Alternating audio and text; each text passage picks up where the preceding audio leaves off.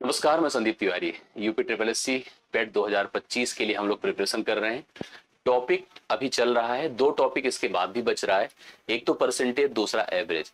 और अगर एक टॉपिक और इन्वॉल्व कर लेते हैं जिसे हम कहते हैं साधारण अंकगणितीय समीकरण, तो ये पूरा अरिथमेटिक का हिस्सा आपका डन हो जाएगा। इसमें कुछ भी बचेगा नहीं। इसके बाद केवल और केवल डीआई डीआई डीआई, उसी पर हमें काम करना है। लेकिन हम इनको छोड़ नहीं सकते थे, क्योंकि मुझे पता है कि इनमें आप कंफ्यूज होते हैं। कहीं ना कहीं से एक सवाल आपको फेस करने को मिल ही जाता है जो आपको प्रॉब्लम देता है। फ्रैक्शन का मैंने कल एक सेशन लिया था जो मस्ट था, इंपॉर्टेंट था। आप सबको पता है कि वहां पर आपने तुलना करना सीखा होगा, जिसका इंपॉर्टेंस आपको डीआई में भी देखने को मिलेगा। क्योंकि डीआई में भी बहुत बार आप आंकड़ों को जब हम एक एक ड्यूरेशन के दौरान कंपेयर करते हैं और प्रतिशत वृद्धि के हिसाब से हम लोग बड़ा छोटा निर्धारित करते हैं, तो उस समय भी हम भिन्नों का ही सेंस यूज करते हैं, भिन्नों के ही लॉजिक का यूज करते हैं। अरिथमेटिक के हिस्से में इसका बहुत यूज है, क्योंकि एक शांत अशांत का सवाल आपको फेस करने को मिल जाता है जो कंफ्यूज करता है। तो मैं चाहता हूं कि आप सभी लोग प्रॉपर इस सेशन को देखिए, एक एक कनेक्टिविटी, एक एक सवाल के स्टैंडर्ड को नोट करिए और इसका पूरा सिस्टम समझिए। देखिए, अगर इसी टॉपिक को मुझे किसी मतलब ऐसी परीक्षा के लिए जहां पर बहुत डीप रिक्वायरमेंट है, तो मैं इसको बहुत ही दूसरे स्तर पर पढ़ाता हूं। वहां पर मैं पूरे एनसीईआरटी का अप्रोच यूज कराते हुए शांत दशांत के सिस्टम को समझाता हूं, फिर आवर्ती को समझाता हूं। यहाँ पर मैं सीधा करना सिखाऊंगा। लेकिन करने से पहले मेरी आदत है कि मैं डायरेक्टली नहीं जा सकता किसी टॉपिक पर, और मुझे पता नहीं क्यों फील नहीं आता है। इसलिए मैं थोड़ा सा डिफाइन तो जरूर करूंगा कि भिन्न जिसे आप लोग पी बटा क्यू के रूप में लिखते हैं, दरअसल वह किसी संख्या का रिप्रेजेंटेशन होता है, उसका रूप होता है। समझने की कोशिश करिएगा। यहाँ पर उसके दो नेचर होते हैं, उन भिन्नों के दो नेचर होते हैं। एक को शांत कहते हैं, शांत को अंग्रेजी में हम टर्मिनेटिंग कहते हैं। करेक्ट है। इसको आप ऐसे थोड़ा सा अगर लिखना चाहें तो नोट कर लीजिएगा। इसको अंग्रेजी में टर्मिनेटिंग कहते हैं, टर्मिनेटिंग को ही शांत कहते हैं। करेक्ट है। और ये ऐसे भिन्न होते हैं जिनका जो रिप्रेजेंटेशन होता है कुछ ऐसे होता है, ए बटा बी के रूप में होता है, जहां पर बी का मान हमेशा 2 की पावर m इंटू 5 की पावर n के रूप में होता है। अर्थात इनके जो हर में वैल्यू ऐसी होगी ना जो 2 और 5 के गुणनखंड के रूप में ही होगी। इसके अलावा कुछ भी हर में नहीं रहता है। अगर कुछ भी रहेगा तो एकदम क्लियर ही नहीं माना जाता है। जैसे एग्जाम्पल की बात मैं करूं तो आप जैसे 2/5 लिख रहे हो, ठीक है, 3/8 लिख रहे हो, 4 बटा आप जो है 4/5 लिख रहे हो, 13/4 लिख रहे हो। तो मतलब ये सब नंबर जितने भी होते हैं, चाहे वो 2 की पावर का कोई नंबर हो, चाहे वो 5 की पावर का कोई नंबर हो, चाहे 2 और 5 की पावर के नंबर का मल्टीप्लीकेशन हो, मतलब किसी भी प्रकार का हो, तो वह जो है आपका टर्मिनेटिंग कहलाता है। आप इनमें से किसी भी भिन्न को उठा के देखिए, आप डिवाइड करिए तो आपको दशमलव के बाद, मतलब चाहे पूरी तरह से कट जाए तो बहुत अच्छी बात है, अगर नहीं कटता है तो आफ्टर डेसिमल पॉइंट जरूर कट जाता है। ये होता है टर्मिनेटिंग का कॉन्सेप्ट। जब बात आती है नॉन टर्मिनेटिंग की, तो नॉन टर्मिनेटिंग ऐसे भिन्न होते हैं जो कि बिल्कुल कैंसिल नहीं होते। आफ्टर डेसिमल पॉइंट वो सर्टेन ऐसे प्लेसेस तक बढ़ते बढ़ते बढ़ते चले जाते हैं, उसी को नॉन टर्मिनेटिंग कहते हैं। जैसे कि 1/3 है, आप 3 से 1 को भाग करिए, 0.333333 प्रेजेंटेबल होगा। ऐसे 12 यहाँ पर 7 है। मतलब ये सब जितने भी नंबर होते हैं सबके सब नॉन टर्मिनेटिंग होते हैं। आप इनको डिवाइड करके देखिए, ये दशमलव के बाद ऐसे लिखते चले जाते हैं, मतलब आफ्टर डेसिमल पॉइंट ये अपने ही किसी एक पद को या एक से अधिक पद को रिपीट करते हैं। इसी को हम लोग यहाँ पर, मतलब इन्हीं अशांत को जो हमें यहाँ पर अंग्रेजी में नॉन टर्मिनेटिंग कहा जाता है। अगर आप इसको नॉन टर्मिनेटिंग नाम दे दें कोई दिक्कत की बात नहीं है। It's a non terminating. Correct है। इट्स अ नॉन टर्मिनेटिंग, यही आपका अशांत है। और इसी अशांत को ही हम लोग रिकरिंग अर्थात आवर्ती कहते हैं। क्या कहते हैं? रिकरिंग मतलब आवर्ती कहते हैं। आवर्ती का मतलब होता है कि जैसे कभी आपने देखा होगा, उपयोग की बात करिए, जैसे 0.3 के ऊपर बार लगा दिया, 0.12 के ऊपर बार लगा दिया, 0.246 के ऊपर या 245 के ऊपर ऐसे बार लगा दिया, मतलब इस तरह का नंबर, या 1.2 के ऊपर बार लगा दिया, मतलब कुछ इस प्रकार से। अब इसको कैसे प्रेजेंट किया जाता है अगर आप लिखना चाहें तो आप इसको कह सकते हैं 0.333333 टिल द इनफिनाइट है। ऐसे इसको लिखना चाहें 0.12 12 12 टिल द इनफिनाइट है। ऐसे इसका लिखना चाहें तो 0.245 245, इस प्रकार से यहाँ पर हम टिल द इनफिनाइट लिख सकते हैं। मतलब इसी को हम लोग रिकरिंग अर्थात आवर्ती कहते हैं। अपने यहाँ जो सवाल हमको फेस करने को मिल सकता है वो मिलता है इसी आवर्ती भिन्न, आवर्ती दशमलव इसको कहते हैं, इसी का भिन्न कन्वर्जन या इसके कुछ कैलकुलेशन। यही सवाल आपको एक क्वेश्चन आपको एग्जाम में फेस करने को मिल सकता है। इसी पर आज का सेशन है। तो मैं आपको बहुत ज्यादा यहाँ पर मतलब फंसाना नहीं चाहता हूँ, ना बहुत ही आपका समय बर्बाद करना चाहता हूँ। मैं सीधा आपको सवालों पर ले चलता हूँ और आप उसी सवाल पर ही उसकी व्याख्या देख लीजिएगा, उनके रूल को समझ लीजिएगा और उसी से रिलेटेड और 1-2 सवाल मैं वहीं पे करा दूंगा, जिससे कि डन हो जाएगा। क्या मैं सही कह रहा हूँ? आप लोग मुझे कमेंट करके बताएं। और मतलब आप एकदम श्योर किया करिए अपने कमेंट से, जिससे कि कनेक्टिविटी हमेशा बनी रहे, हम लोग भी आपस में एक दूसरे को समझते रहें, और डिस्क्रिप्शन में जो मतलब टेलीग्राम ग्रुप आप ज्वाइन जरूर कर लीजिए, जिससे कि एक मतलब आपको पीडीएफ और सारी चीजें यहाँ पर प्राप्त होती रहे। तो आशा करता हूँ समझ में आ रहा होगा। मैं आपको लेकर चलता हूँ सीधा सीधा, कहाँ पर आप ध्यान दीजिएगा, सीधा सीधा सवालों पर। मैं बहुत ज्यादा इधर उधर करना नहीं चाहता हूँ, सीधा सीधा मैं सवालों पर आपको लेके चलता हूँ। आप ध्यान दीजिए, जैसे इसमें लिखा 0.47 बार। अब आप इसका पहले अर्थ समझ लो। 0.47 बार का मतलब क्या होता पता है? 0.47 47 47 मतलब कोई एक भिन्न था, जब उसको हमने डिवाइड किया होगा तो 0.47 47 47 47 47 टिल द इनफिनाइट आया होगा। उसी वैल्यू को ही हम लोग यहाँ पर जो है प्रेजेंट करने जा रहे हैं, उसी वैल्यू को डिफाइन, मतलब इसने कहा इसका भिन्न मान क्या होगा। तो मैं आपको पहले कुछ रूल यहाँ पर समझा देता हूँ, इसको दिमाग में रख लीजिएगा। करेक्ट है? जैसे अगर कभी भी 0.p केवल p है, अगर मान लो एक ही टर्म है, इसी के ऊपर बार लगा है या डॉट लगा है, तो आप इसको p मतलब उस नंबर को एज इट इज लिखिए और डिवाइड बाई 9 कर दीजिए। और इसी प्रकार से अगर मान लो यहाँ पर 2 डिजिट का नंबर हो, सपोज करो 0.pq के ऊपर बार है, तो आप इसको क्या लिख सकते हैं पता है? पूरा pq लिख दीजिए और डिवाइड बाई 2 बार 9 लिख दीजिए। ऐसे अगर कुछ भी हो, जैसे अगर इस प्रकार से 0.pqr भी लगा है, तो आप इसको पूरा नंबर लिख दीजिए pqr और डिवाइड बाई 999 लिख दीजिए। इस तरह से हम इसकी वैल्यू यहाँ पर डिफाइन कर सकते हैं। जैसे 0.47 के ऊपर बार है, तो आप देख रहे हैं कि यहाँ पर 2 पदों के ऊपर बार है, तो आप पूरा नंबर लिखिए 47 और बटा 2 बार 9 लिखिए, तो 47 बटा कितना हो जाएगा? 99। तो 47 बटा 99 ऑप्शन नंबर डी इस सवाल का राइट सोल्यूशन हो जाएगा। आप इसको नोट कर सकते हैं, समझ सकते हैं ना। ये बात समझ में आ रही होगी आप लोगों को, एकदम नोट करते चलिएगा, समझते चलिएगा। दूसरा देखिए, जैसे अब इस तरह का सवाल आया जिसमें कुछ पदों के ऊपर बार है, कुछ पदों के ऊपर बार नहीं है। जैसे मान लो आपके सामने कभी ऐसा आए कि पी क्यू मतलब केवल क्यू के ऊपर बार लगा है, पी के ऊपर नहीं लगा है। इसका रूल कैसे प्रेजेंट किया जाता है? पहले तो पूरा नंबर लिख दिया करिए पी क्यू, उसमें से किसको घटाइए? जो बिना बार वाला पद है, मतलब पी। नीचे चलिएगा, जो पद, अब देखो ध्यान से यहाँ समझिएगा, पहले तो पूरा नंबर लिखिए और मल्टीप्लीकेशन मत कर देना, नहीं तो गलती से कुछ लोग ऐसे भी कर देते हैं। पूरा नंबर लिख दीजिए, उसके बाद उसमें से उसको घटाइए जो विदाउट बार है। इसके बाद जितने पदों के ऊपर बार है उतनी बार 9 लिखना पड़ेगा, और जितने पद विदाउट बार है उतनी बार 0 लिखना पड़ेगा। ये रूल होता है, और ये रूल तो इसके लिए हो गया। ऐसे और थोड़ा सा अगर बढ़ जाए, मान लीजिए जैसे लिखा हो 0.pqr है, सपोज करिए ऐसे लिखा हुआ है, तो मैं क्या करूंगा? ध्यान से मेरी बात को समझिएगा। मैं लिखूंगा पहले पूरा नंबर मतलब pqr, इसमें से किसको घटाऊंगा पता है? इसमें से घटाऊंगा वो पद जो विदाउट बार है, मतलब p को। नीचे जाते हैं, जो पद विदाउट बार, जो पद विथ बार है उनको आप लोग, जितने पद विथ बार है उतनी बार हम 9 लिखेंगे, और जितने पद विदाउट बार है उतनी बार 0 लिखेंगे। तो मतलब ऐसे प्रेजेंट कर सकते हैं। या इसी पे अगर एक आध और हम लोग एक्टिविटी आपको समझा दें, जैसे देख लीजिए, जैसे मान लीजिए लिखा है 0.pqr है और यहाँ पर केवल r के ऊपर बार लगा है, तो आप क्या लिखेंगे पता है? पूरा pqr लिखिए, पूरा नंबर लिखिए, उसमें से उसको घटाइए जो विदाउट बार है, मतलब पूरा pq घटेगा। एक पद के ऊपर बार है तो एक बार 9 रहेगा, और 2 पद विदाउट बार है 2 बार 0 रहेगा। तो इस तरह से इन नियमों को आप लोग ध्यान में रखिएगा, जिससे कि ऐसे सवालों में कभी कंफ्यूजन, गलतियां ना होने पाए। और आशा करता हूँ ये आपको समझ में आ रहा होगा ना, ये आ रहा होगा। बिल्कुल ध्यान से देखते चलिए, जिससे देखिए मेरा बस यही है ना कि आप चीजों को समझें, मतलब कोई भी चीज मिस ना होने पाए, कुछ चीज कंफ्यूजन में ना आए। मतलब मैं चाहूंगा कि आप सभी लोग यहाँ पर हर एक एक्टिविटी को, हर एक प्रोसेस को डन करते चलिए, समझ रहे ना।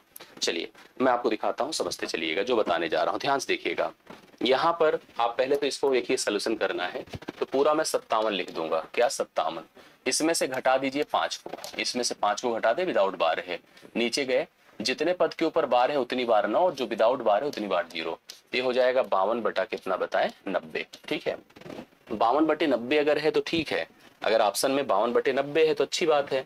नहीं तो इसको एक बार सॉर्ट करिए, 2 से 26 बार जाएगा, 2 से 45 बार जाएगा, तो 26 बटा कितना हो गया बताइए? 26 बटा 45 इसका राइट सोल्यूशन है, जो ऑप्शन नंबर आपको देखिए सी में दिया हुआ है। तो सी ऑप्शन इसका राइट सोल्यूशन आप लगा सकते हैं। ये करेक्ट हेल्प हो जाएगा सेकंड क्वेश्चन का। थर्ड पर चलता हूं मैं लेके। ऐसे ही सवाल देखिए हैं, ऐसे ही कनेक्टिविटी है, आप इसको प्रॉपर देखिए। लिखा है 0.0808, मतलब हम लोग 0.8 के ऊपर बार लगाए, 0.8 के ऊपर बार लगाए हैं। तो सबसे पहले पूरा नंबर लिखूंगा 0808। हालांकि 0 का कोई उपयोग नहीं था, लेकिन लिखने को मैंने लिख दिया। नीचे गए, नीचे नहीं, पहले इसमें से घटाइए। क्या घटेगा? जो विदाउट बार है, विदाउट बार क्या है? 0.8 है, मैंने 0.8 को घटा दिया। ठीक है, नीचे गए और नीचे जाकर के 2 पद विथ बार है उनके लिए 2 बार 9 लिखा, और 2 पद विदाउट बार है उनके लिए 2 बार 0 लिखा। अब उसमें से घटाइए, देखिए 8 से 8 0 होता है, 0 होता है 8 होता है, ये 800 हो गया, और बटा आप 9900 लिख दीजिए। 2 0 खत्म हो गया, 8 बटा 99 हो गया, that is in option number A right solution यहाँ पर ऑप्शन नंबर ए में है। 8/99 आप लगाइए, एकदम कंफर्म आपका राइट सोल्यूशन बनेगा। ठीक है, यस, थर्ड डन होता है। फोर्थ पर आइए, जैसे लिखा देखो क्या है, 0.0836, 36 के ऊपर बार लगा है। इसको न्यूनतम रूप में, न्यूनतम साधारण भिन्न के रूप में दर्शाना है, मतलब सरलतम रूप में लिखना है। तो आपको सबसे पहले पूरा नंबर लिखना है 0836 माइनस क्या करना है 08 करना है, मतलब जो विदाउट बार टर्म है उसी को माइनस करना है। 2 बार यहाँ पर 2 पदों पे बार लगा है, 2 बार 9 लिखिए, और 2 पद विदाउट बार है, 2 बार 0 लिख दीजिए। जैसे कह रहे हैं, जैसे जो प्रोसेस है उसी प्रकार से आप सवालों को यहाँ पर प्रेजेंट करते चलिए। अब आप इसको क्या करिए, 836 में से 8 घटा दे तो एक तरह से 28 8 36 होता है, मतलब ये 828 हो जाएगा। घटाने पर भाई 836 ही है, आपको देखने में भले 4 पद दिख रहे हैं बट 4 पद है नहीं, 836 ही है, 0 का कोई सेंस नहीं है। नीचे आपके सामने 9900 है। अब देखिए यहाँ पर अगर सरलतम भाई होने को देखो 828/9900 है, तो क्या करूं मैं, इसको आंसर लगा दूं? मुझे लगता है कि पहले इस पर हमें एक बार काम करना चाहिए। मैं देख रहा हूँ 9 से दोनों कट रहा है, 9 9 81 होता है, 9 दूना 18 होता है। 9 से काटिए 1 1 0 0। अभी भी देखिए एक स्टेप जा सकते हैं अगर हम लोग ट्राई करें, क्योंकि 92/1100 इसका उत्तर हो सकता है, बट 92/1100 है भी नहीं। तो हमने एक बार और ट्राई किया, 2 से 46 बार जाता है, 2 पंचे 10, 2 पंचे 10 और 0, 46/550 हो जाता है। अब जाने को तो इस पर भी रोक सकते हैं हम लोग, लेकिन देखो है भी ऑप्शन 46 नहीं, 550 नहीं है। अब एक बार और हम इसको सॉर्ट करेंगे तो 2 से 23 बार जाएगा, और 2 से 2 दूना 4, 2 सत्ते 14, 275, मतलब ये 23/200। इसने लिखा भी है, आप सवाल को पढ़िएगा, तो इसने लिखा था इसका साधारण भिन्न में लिखना है जो सरलतम रूप है, तो इसका सी ऑप्शन राइट सोल्यूशन होगा। 23/275, सी ऑप्शन बिल्कुल आप सब सही बता रहे हो। इस सवाल के लिए करेक्ट आंसर हो जाएगा, चौथा सवाल आपका डन होता है। तो C option 23/275 is the right solution. Please सभी लोग नोट कर लीजिएगा। अब देखिए जैसे ये सवाल कह रहा है कि इसने कहा कि 0.41 है, इसके ऊपर बार लगा है, और कह रहा है इसको जब मैं भिन्न में कन्वर्ट करूंगा ऐसे, तो भाई इसने लिखा कि भिन्न में कन्वर्ट करने के बाद आप बताओ n का मान क्या होगा। दरअसल वो क्या पूछ रहा है समझो, ऐसे सवाल बन जाते हैं कंफ्यूज करने के लिए। कि आप 0.41 के ऊपर बार लगा है, इसको आप भिन्न में बनाएंगे, 41 के बाद नीचे आप 9999 लिखेंगे। आप कितनी बार 9 लिखेंगे यही मुख्य है, और कितनी बार 9 लिखेंगे डिपेंड करेगा बार के ऊपर ना। यही तो मैंने आपको पढ़ाया है भाई। उसने कहा कि आप यहाँ 9999 लिखो, और उसने हमसे खुद पूछा कि बताओ हम कितनी बार लिखेंगे इसको। हमने कहा इसमें जो नीचे 9 लिखा जाता है ये टोटल डिपेंड करता है कि कितने पदों के ऊपर बार लगा है। अगर 2 पद के ऊपर बार लगा है तो आप इसका उत्तर 41/99 ही तो लिखेंगे, अर्थात आप 2 ही बार तो 9 लिखेंगे। तो यहाँ पर n की संख्या यहाँ पर सीधा सीधा 2 हो जाएगी, मतलब वो जितने पद पर बार लगे हैं उतनी बार नीचे 9 जाएगा, अर्थात 9 की संख्या नीचे यहाँ पर आपके पास 2 रहेगी। डी ऑप्शन इसका राइट सोल्यूशन होगा। सही है, यस। अगले सवाल पर जाइए। निम्न में किस संख्या का शांत दशमलव, देखिए ये भी बहुत इंपॉर्टेंट पार्ट होता है, इसको भी समझने की जरूरत है। किस संख्या का शांत दशमलव प्रसार है? शांत वही है जिसे अगर आप भिन्न में देखो, जिस भिन्न का जो हर होगा अगर वह 2 की पावर m इंटू 5 की पावर n है, मतलब 2 और 5 के रूप में अगर उसके फैक्टर्स हैं हर में, वही भिन्न शांत होगा। लेकिन उसके साथ साथ एक बात और देखना पड़ेगा कि भिन्न अपने सरलतम रूप में है कि नहीं।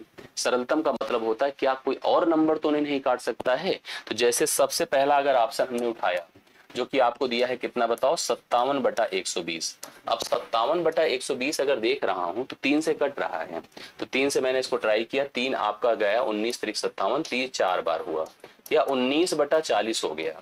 अब 19/40 अब फर्दर तो कैंसिल होगा नहीं, मतलब ये अपने सरलतम रूप में आ गया। तो अब इसका जब फैक्टराइजेशन करेंगे तो यह 2 की पावर 3 मतलब 8 गुणे 5 की पावर मतलब इस रूप में है। इसका सेंस है जो यह भिन्न है या इससे रिलेटेड यह भिन्न था 57/120, यह शांत है, मतलब यह अपने ये अपने शांत नेचर का प्रसार करता है। तो इस हिसाब से तो राइट सोल्यूशन इसका हो जाएगा पहला ऑप्शन। अब आप कहोगे सर ये तो मतलब ठीक है, बाकी क्यों नहीं? तो बाकी बताता हूँ। जैसे कोई भी नंबर उठाएं, मान लीजिए 47/150, 47 एक अभाज्य संख्या है आपको पता है, और 150 अगर फैक्टराइज की जाएगी तो यहाँ पर 3 आएगा। ये अलग बात है कि 5 है 2 है, बट 3 के आ जाने से इसको हम सेलेक्ट नहीं कर सकते हैं। इसी प्रकार से 110 में भी 11 आ जाएगा, और 140 में 14 आ जाएगा, 7 आ जाएगा। इस प्रकार से आपके कोई ऑप्शन शांत नहीं है, केवल और केवल पहला ऑप्शन ही है जो सरल करने पर एकदम डिफाइंड हो गया कि उसका हर 2 और 5 के फैक्टर्स के रूप में है, इसका मतलब वो शांत है। करेक्ट है। ऐसे सवाल भी फेस करने को आपको मिल जाते हैं। ये भी उसी तरह का है, निम्नलिखित में कौन सी संख्या का मान एक शांत दशमलव होगा। अब जैसे पहला ही है, अब 9/45 लिखा है, तो 9 1 के 9, 9 5 45, तो सही तो है। अब देखिए जैसे अब इसको आप लिखोगे तो 1/5 है, 1/5 का मतलब 2 की पावर 0 है और 5 की पावर 1 है, मतलब इसको अगर हम सोचेंगे तो यह शांत है। बाकी देखिए, बाकी क्यों नहीं है, आप ट्राई करिए। जैसे मान लो चलिए हम सेकंड लेते हैं, 6/45 है, 6/45 है। अभी पहले सरल करो, 3 दूना 6 होता है, 3 15 बार 45। अब सरल तो हो गया 2/15, बट यह 3 और 5 रख रहा है। मैंने कहा ना 2 और 5 के अलावा कुछ भी आएगा तो शांत नहीं है। जैसे 3 1 के 3, 3 15 बार है, यहाँ भी सेम वही बात है। 3 चौके 12, 3 15 बार है, यहाँ भी सेम वही बात है। तो कोई नहीं है, पहला ऑप्शन ही इसमें शांत है, ये ऑप्शन शांत है। आप इसको नोट कर लीजिएगा, यही इसका राइट सोल्यूशन हो रहा है। प्लीज सभी लोग नोट करिए, डन करिए। अब आइए देखिए, कुछ ऐसे सवाल भी फेस करने को आएंगे जो जोड़ से रिलेट करेंगे, जैसे घटाव से रिलेट करेंगे। जैसे क्या है सवाल बताओ, 3.36 के ऊपर बार है, ठीक है, -2.05 के ऊपर बार है, प्लस 1.33 के ऊपर बार है। इसका जो करने का सबसे बेहतरीन तरीका है मैं आपको समझाता हूं। एक तो सबसे अच्छी बात है कि सबके ऊपर बार जो है, बिल्कुल कौन सा रिपीट मैं कर देता हूं, बिल्कुल कोई टेंशन नहीं। इसको पहले देख लो एक बार आप लोग। जैसे मैंने कहा ना कि यहाँ पर आप एक उससे भी रिवीजन आप कर लेना, बाद में भी देख सकते हो, तो वही चीज मैं फिर बोलूंगा। 3.36 के ऊपर बार है, -2.05 के ऊपर बार है, 1 पॉइंट, मतलब इसमें सबसे अच्छी बात है सबके ऊपर बार जो है ना वो सेम पदों पर है। तो आप ऐसे क्वेश्चन को ऐसे लिखा करिए, जैसे आप ऐसे कॉलम बना लो, 3 दशमलव, अब इसमें माइनस वाला लास्ट में कर दीजिए, 1 पॉइंट जो जुड़ने वाला है माइनस वाला लास्ट में कर दे, उससे कोई फर्क नहीं पड़ता। बीच में 2 पद लिखिए, 36, 33 और घटेगा 0.5, और लास्ट में इनको जरूर लिख लिया करिए, भले किसी में यूज हो कोई ना हो, इसी को रिपीट कर दो। दरअसल 36 36 36 है, 05 05 05 05 पे 33 33 33 है। यहाँ पर देखो कितना, ये समझिएगा। अब आइए थोड़ा ट्राई करते हैं, जैसे मैंने लिख दिया इसी को हल करिए। क्या होगा, 6 5 11, 11 में से 3 निकलता है तो क्या होता है 8, सही है। 3 से 3 निकलेगा 0। अब इसका मतलब नहीं है, इसका कोई उपयोग नहीं था फिलहाल, लेकिन हर जगह ऐसा नहीं होगा, बहुत बार इसका यूज आएगा। 6 3 9, ठीक है, 6 एक सेकेंड यार, मैंने मिस किया, इसमें कुछ रॉन्ग कर दिया, दरअसल मैंने इसको गलत लिख दिया, सॉरी। ठीक है, क्या गलत लिख दिया आप बताइए, आपको हमने इधर इसको उतार दिया। ये देखिए 33 होना चाहिए, ये 05 होना चाहिए, सही है। अब आप देखिए 6 से 3 9 होता है, 9 में से 5 निकलेगा 4, 3 3 6 होता है। इसका हालांकि रूल है नहीं यूज, लेकिन वो गलत तो कर देता है ना। अब 6 3 9, 9 में से 5 निकला 4, 3 3 होता है 6, और 3 1 4, 4 में से 2 निकला 2, तो 2.64, इससे कोई मतलब नहीं है। 2.64 के ऊपर बार है, ये आपको डी ऑप्शन में देखने को मिल रहा है। डी ऑप्शन इस सवाल के लिए राइट सोल्यूशन होगा। आप सभी लोग इसको सही से पॉइंट कर लीजिएगा, करेक्ट आंसर है। अब देखिए जैसे ये सवाल है 0.45, मैं वही सारा कुछ करा रहा हूं जो आपके लिए रिक्वायर्ड है, बहुत ज्यादा मैं इसमें आपको फंसाना नहीं चाहता हूं, क्योंकि मुझे पता है कि टाइम वेस्ट करने का कोई अर्थ नहीं, ठीक है। 0.45 के ऊपर बार है, 0.1 है, इसका सोल्यूशन कैसे करेंगे। देखिए इसके सोल्यूशन पर बहुत आसान होने की जरूरत नहीं, हालांकि मैं ओरल बता दूं आपको, लेकिन फिर भी जैसे अगर ट्राई करिए तो 45/99 हो जाएगा, और इसको आप 1/10 लिख सकते हैं ना।